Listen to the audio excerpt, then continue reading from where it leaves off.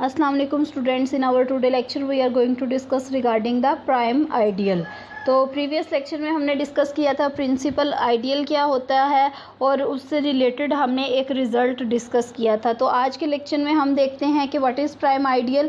सबसे पहले तो कंडीशन आपने याद रखनी है कि प्राइम आइडियल ऐसा आइडियल होता है जो कि इटसेल्फ आर के इक्वल नहीं होना चाहिए। पहली कंडीशन ये है। और दूसरी कंडीशन ये है कि उस पी को जो है वो फिर हम प्राइम आइडियल कब कहेंगे, अगर हम दो एलिमेंट्स को लें और उनको मल्टीप्लाई करवाएं और वो उस प्राइम आइडियल में चला जाए। अब देखिए ये भी तो पॉसिबिलिटी है ना कि वो दोनों एलिमेंट्स पी के हों और वो पी में चले जाएं, तो ये भी हो सकता है वो रिंग के हों, ए बी जो है वो हमारे पास पी में दोनों को मल्टीप्लाई करवाएं, क्योंकि जो प्राइम आइडियल है उसके एलिमेंट्स बेसिकली रिंग से ही हम लेते हैं। तो यहाँ पे ये कंडीशन है कि कम अज़ कम हमारे पास एक एलिमेंट पी का होना चाहिए और एक एलिमेंट आर का होना चाहिए। इसको अगर हम ग्राफिकली देखें तो आर अगर हमारे पास कोई रिंग है और पी आइडियल है, और इस पी को जो है वो हम प्राइम आइडियल कब कहेंगे कि इस पी में जो है वो अगर दो एलिमेंट्स का प्रोडक्ट पी में चला जाए, इस पी से बिलोंग करे। ठीक है, तो हमारे पास क्या यहाँ पे हो, या तो हमारे पास ए पी से बिलोंग करे और बी जो है वो आर से बिलोंग करे। ये जो हमने बाहर वाला आउटर कवरिंग ली हुई है ये हमने आर के लिए ली हुई है। इट मीन्स दोनों में से कोई एक जो है वो हमारे पास प्राइम आइडियल में जाना चाहिए और दूसरा जो है वो किस में जाए, आर में जाए। ठीक है, इसको हम अभी तो हमने ए जो है वो पी से बिलोंग करवाया हुआ है और बी आर से बिलोंग करवाया हुआ है। हम इसके कन्वर्स भी देख सकते हैं कि हमारे पास क्या हो कि जो ए है वो हमारे पास किस में चला जाए, आर से बिलोंग कर जाए, और पी जो है वो बी जो है वो हमारे पास प्राइम से बिलोंग कर जाए। ठीक है, तो इसको भी हम ग्राफिकली ऑब्ज़र्व कर सकते हैं। आपने जस्ट अच्छे तरीके से माइंड में रखना है। इन सारी चीज़ों का मकसद यही है कि आपको जो है वो क्लियर हो जाए कॉन्सेप्ट। अब देखें, अगर हम आर जो है वो रिंग को लेते हैं, पी जो है वो हमारे पास उसको हम प्राइम आइडियल कहेंगे।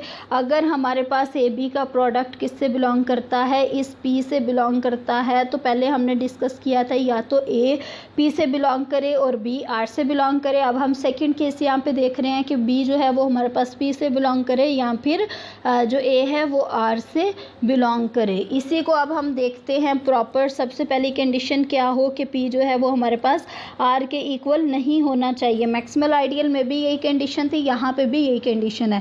सेकंड, अगर दो एलिमेंट्स हम लेते हैं कोई भी, उनका प्रोडक्ट अगर पी में जाता है तो या तो ए पी से बिलोंग करना चाहिए या फिर बी जो है वो पी से बिलोंग करना चाहिए। दोनों एट अ टाइम नहीं होंगे। मीन्स ऐसा पॉसिबल नहीं है कि दोनों एलिमेंट्स ही पी के हो जाएं, दोनों एलिमेंट्स ही आर के हो जाएं। ठीक है, कोई एक एलिमेंट हमारे पास पी से बिलोंग करना चाहिए, कोई एक एलिमेंट किस से बिलोंग करना चाहिए, आर से बिलोंग करना चाहिए। अब यहाँ पे हम देखते हैं कि हमारे पास जो है वो एक रिज़ल्ट हम करेंगे कि उसमें सबसे पहले जो कंडीशन है वो ये है आर से रिलेटेड कि आर क्या होना चाहिए, कम्यूटेटिव होना चाहिए। सेकंड कंडीशन क्या है कि वो रिंग होनी चाहिए। थर्ड जो है वो हमारे पास पी कोई भी आइडियल होना चाहिए। आइडियल किसका हो, आर का। आर हमारे पास क्या है, रिंग है। ठीक है, तो हमारे पास पी आइडियल है आर का। ये वाला पी जो है वो मैक्सिमल आइडियल कब कहलाएगा, इफ़ एंड ओनली इफ़ के साथ ये रिज़ल्ट है। क्या है कि हमारे पास अगर R over P means quotient ring जो है वो क्या बन जाती है, इंटेग्रल डोमेन। तो यहाँ पे अगर आप देखें तो आपको कौन कौन सी डेफिनेशन रिकॉल करनी चाहिए। सबसे पहले रिंग क्या होती है, सेकंड हमारे पास उस पर क्या कंडीशन है कि कम्यूटेटिव है, रिंग है और आइडियल है उसको हमने प्राइम आइडियल कहा है। तो ये सारी डेफिनेशंस आपको क्लियर होनी चाहिए ताकि इन सबको यूज़ करते हुए हम प्रूफ कर सकें। ठीक है, तो सबसे पहले देखें कि हमारे पास आर क्या है, कम्यूटेटिव है। आपको पता है कम्यूटेटिव रिंग की क्या प्रॉपर्टी होती है, फिर प्राइम आइडियल है जो भी हमने स्टडी किया है। अब देखें हमने इसको क्या प्रूफ करना है, integral domain. If and only if के साथ रिजल्ट है। इट मीन्स पहले हम एक पार्ट को सपोज करेंगे और सेकेंड वाले को प्रूफ करेंगे, फिर हम सेकेंड पार्ट को सपोज करेंगे और फिर फर्स्ट पार्ट को प्रूफ करेंगे। ठीक है, तो ये हमारे पास अभी हम ये सपोज कर लेते हैं कि हमारे पास पी क्या है, प्राइम आइडियल है। अब हमारा टारगेट क्या है कि आर ओवर पी जो है वो एक इंटेग्रल डोमेन है। इंटेग्रल डोमेन की अब अगर हम बात करें तो हमारे पास जो है वो R/P जो है उसको हमने इंटेग्रल डोमेन प्रूफ करना है। P हमने सपोज कर लिया वो प्राइम आइडियल है। इंटेग्रल डोमेन की आपको डेफिनेशन आनी चाहिए, क्वोशिएंट रिंग की डेफिनेशन आनी चाहिए, उनके एलिमेंट्स किस तरह के होते हैं, उनके एलिमेंट्स पे ऑपरेशन हम किस तरह से डिफाइन करते हैं, एडिशन, मल्टीप्लिकेशन ऑपरेशंस। अब देखें यहाँ पे अब बात आती है कि हमारे पास इस थ्योरम की बात करें तो इसमें इंटेग्रल डोमेन यूज़ हुआ है। ठीक है, इंटेग्रल डोमेन की आपको डेफिनेशन पहले अगर पता होगी तो तभी आप इसको प्रूफ कर सकेंगे। ठीक है, R/P हमने प्रूफ करना है, इंटेग्रल डोमेन है। अगर हम इंटेग्रल डोमेन की बात करें तो उसमें कौन कौन सी प्रॉपर्टीज़ होती हैं। सबसे पहले हमारे पास होती है कम्यूटेटिव। ठीक है, आपको पता होना चाहिए, हमने इनिशियल लेक्चर्स में डिस्कस किया हुआ है। कम्यूटेटिव होती है, फिर रिंग होती है, और फिर उसके अलावा उसमें नो ज़ीरो डिवाइज़र, उसमें क्या होना चाहिए, कोई भी ज़ीरो डिवाइज़र ना हो। ठीक है, अब देखें हमारे पास कम्यूटेटिव ऑलरेडी गिवन है, रिंग भी ऑलरेडी गिवन है, तो हमारा एक ही टारगेट है कि हम इसको प्रूफ कर दें कि इसमें कोई भी ज़ीरो डिवाइज़र नहीं है। अब अगर आप ज़ीरो डिवाइज़र की डेफिनेशन देखें तो ज़ीरो डिवाइज़र की क्या डेफिनेशन होती है, कोई से दो अगर हम नॉन ज़ीरो एलिमेंट्स लें और उनका प्रोडक्ट हमारे पास क्या आ जाए, ज़ीरो आ जाए। ठीक है, तो इसी को कहते हैं ना ज़ीरो डिवाइज़र। तो हम देखते हैं कि अगर हमारे पास कोई से दो एलिमेंट्स हैं जो कि रिंग से बिलोंग कर रहे हैं, दोनों नॉन ज़ीरो हैं और उनका प्रोडक्ट क्या आ जाए, ज़ीरो आ जाए, तो फिर हम कहते हैं कि ये ज़ीरो डिवाइज़र बन जाते हैं। ठीक है, अब हमारे पास हमने क्या प्रूफ करना है कि ये ज़ीरो डिवाइज़र नहीं है। सब यहाँ पे ये बात याद रखनी चाहिए कि ये जो है दोनों नॉन ज़ीरो हैं। हमारा क्या टारगेट है कि हमने ये प्रूफ करना है कि इसमें कोई भी ज़ीरो डिवाइज़र एग्जिस्ट ही नहीं करता।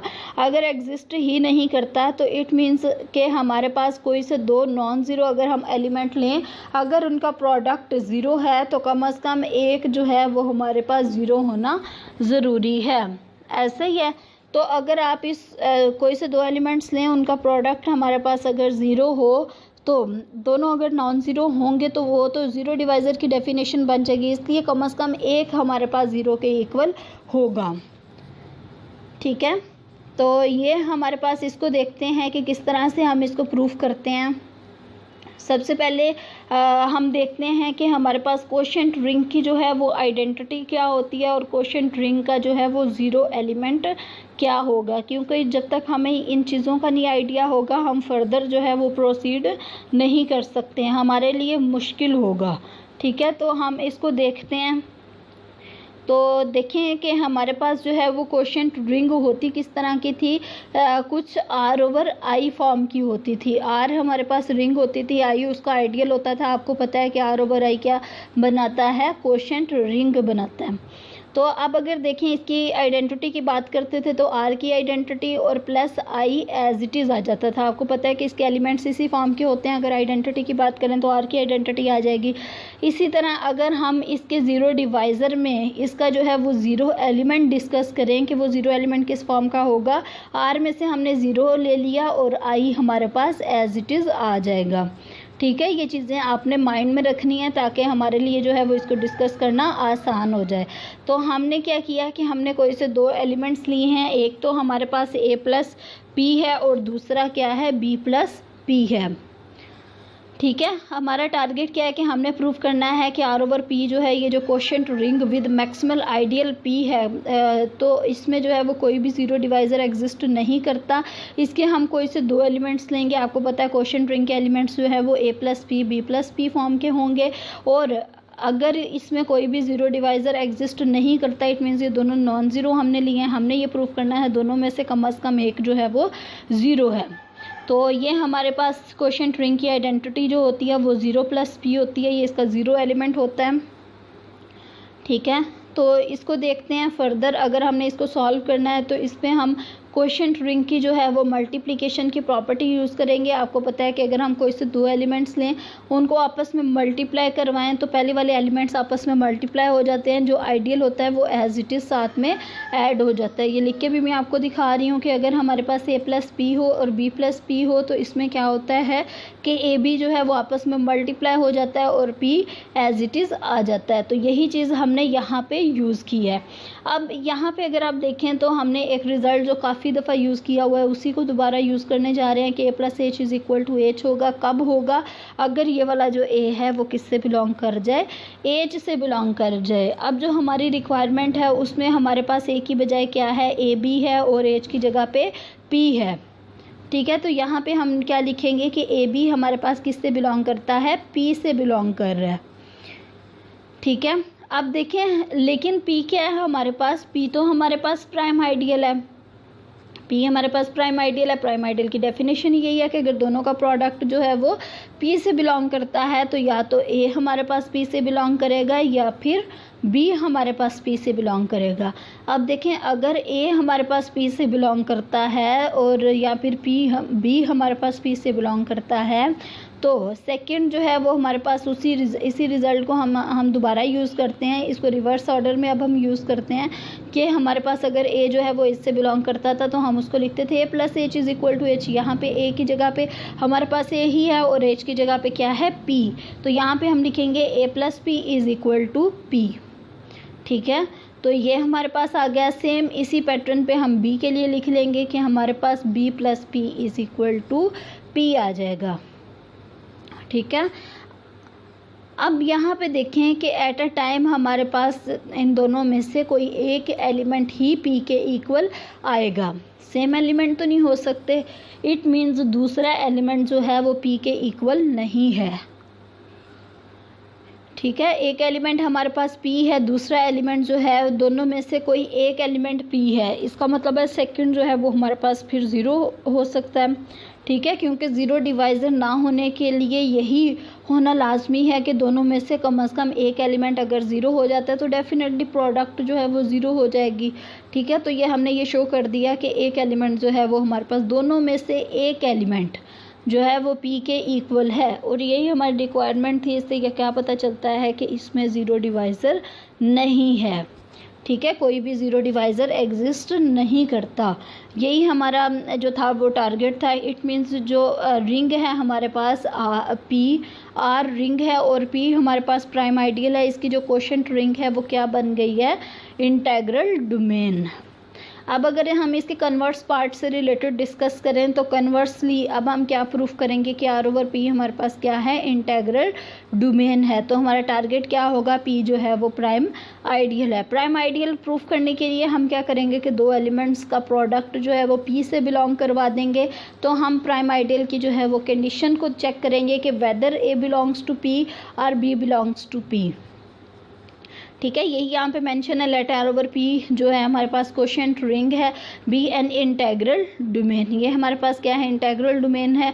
Take AB belongs to P। हमने जो है वो इनका प्रोडक्ट जो है वो P से बिलोंग कर लिया है। ठीक है, तो नेक्स्ट अब हम देखें कि यही वाली प्रॉपर्टी हमारा टारगेट, आपको सबसे पहले टारगेट के बारे में क्लियर होना चाहिए कि अगर दोनों का प्रोडक्ट P से बिलोंग कर रहा है तो हमने यही प्रूफ करना है कि कम से कम एक एलिमेंट जो है वो किस से बिलोंग कर रहा है? P से बिलोंग कर रहा है और दूसरा एलिमेंट P से बिलोंग नहीं कर रहा।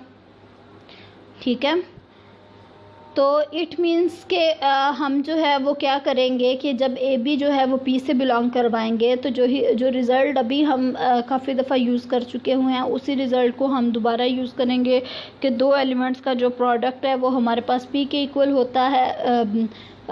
वो रिज़ल्ट था हमारे पास कि A+H is equal to H होता है। इट इम्प्लाइज़ दैट A जो है वो किस से बिलोंग करेगा? H से बिलोंग करेगा। ठीक है, तो देखें अब इस चीज़ को, अगर A जो है वो हमारे पास H से बिलोंग करेगा तो फिर यहाँ पे हमारे पास A की जगह पे क्या है? AB है और H की जगह पे क्या है? P है।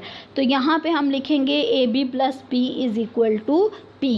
ये पॉइंट अच्छे से क्लियर कर लें ताकि आपकी अंडरस्टैंडिंग डेवलप हो। ठीक है, अब देखें यहाँ पे हम दोबारा से कोशेंट रिंग की प्रॉपर्टीज़ यूज़ करते हैं। मल्टीप्लिकेशन की, दो एलिमेंट्स ने उनको मल्टीप्लाई करवाएं, पहले एलिमेंट्स आपस में मल्टीप्लाई हो जाएंगे और दूसरा एलिमेंट जो आइडियल है वो हमारे पास एज इट इज़ आ जाता है। इसको अब हम जो है वो रिवर्स ऑर्डर में भी अप्लाई कर सकते हैं क्योंकि हमारे पास जो गिवन है वो AB+P is equal to P है। तो यहाँ पर हम कोशेंट रिंग की डेफिनेशन यूज़ करते हुए, उसकी प्रॉपर्टीज़ कंपोजिशन यूज़ करते हुए लिखेंगे कि A+P into B+P is equal to P।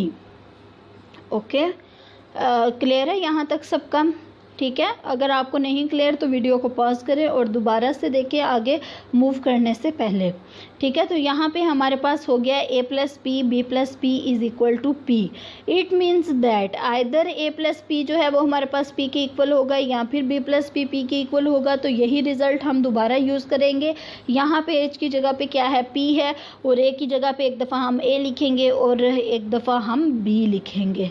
तो इट मीन्स इसी प्रॉपर्टी को यूज़ करते हुए हम लिखेंगे, क्योंकि दोनों का प्रोडक्ट p के इक्वल था तो कोई एक p के इक्वल होगी, कोई एक p के इक्वल नहीं होगी, दोनों में से कोई एक p के इक्वल होगी। तो यही रिजल्ट हमने दोबारा यूज़ किया। इट इम्प्लाइज दैट a जो है वो हमारे पास p से बिलोंग कर जाता है और b जो है वो p से बिलोंग कर जाता है।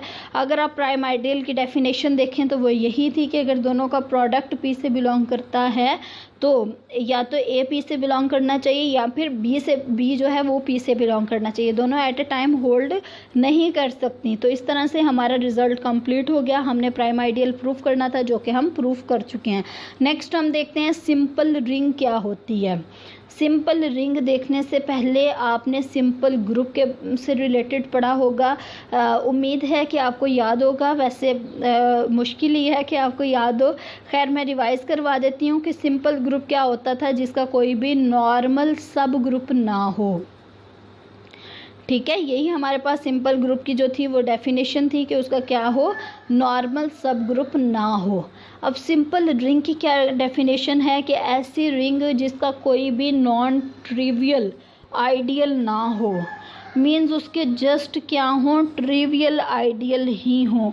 आपने पढ़ा होगा कि हमारे पास जो ट्रिवियल आइडियल थे वो हमने इनिशियल लेक्चर्स में डिस्कस किया था कि आर, वो रिंग इटसेल्फ और ज़ीरो जो थे ये जस्ट दोनों ही हमारे पास आइडियल होते हैं और इनको हम ट्रिवियल आइडियल कहते हैं। ऐसी रिंग जिसके जस्ट ये दोनों ही आइडियल हों उसको हम ट्रिवियल आइडियल कहते हैं। और उस रिंग को क्या कहेंगे, इन आइडियल्स को ट्रिवियल आइडियल, और उस रिंग को हम क्या कहेंगे, सिंपल रिंग, ठीक है। अब देखें हमारे पास इसका मतलब ये हुआ कि ऐसी रिंग जिसमें इन दोनों आइडियल के अलावा कोई और आइडियल ना हो, ना ही प्राइम आइडियल हो, ना ही मैक्सिमल आइडियल हो, ना ही इसी तरह का कोई और आइडियल हो। अब आपने यहाँ पे बताना है कि फील्ड और सिंपल रिंग का आपस में क्या रिलेशन है। आपके लिए ये क्वेश्चन है, आप इसको सोचें कि फील्ड और सिंपल रिंग आपस में किस तरह से रिलेटेड है, ठीक है।